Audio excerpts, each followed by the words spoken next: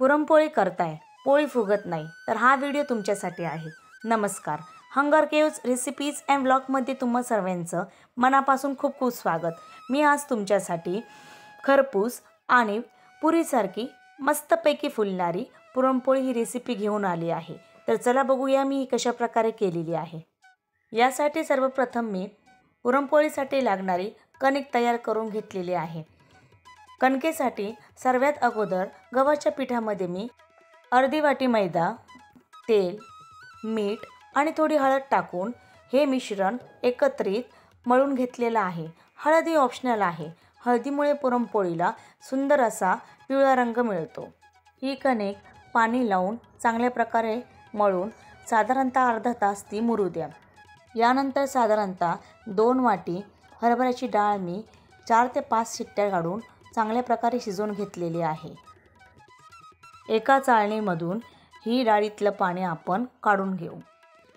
यानंतर साधारणतः 1 वाटी गूळ मी ह्या डाळीला लावून घेतलेला आहे।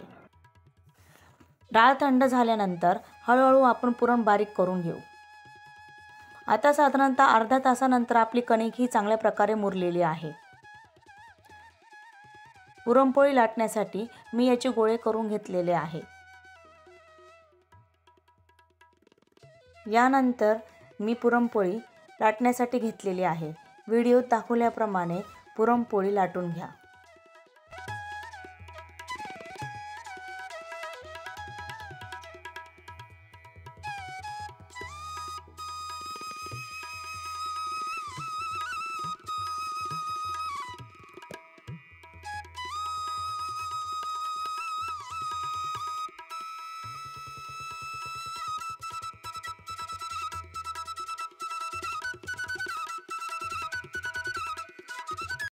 पुरणपोळी लाटून झाल्यानंतर तव्यावर ही शेकण्यासाठी टाकलेले आहे।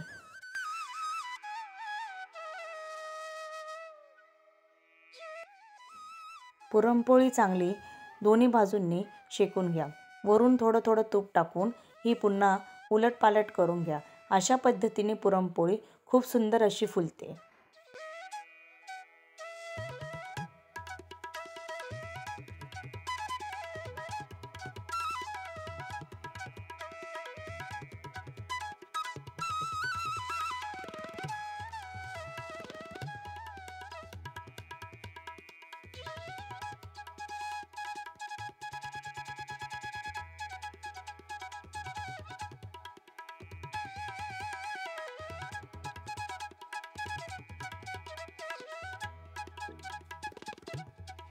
अशी आपली गरम गरम पुरणपोळी खाण्यासाठी तयार झालेली आहे।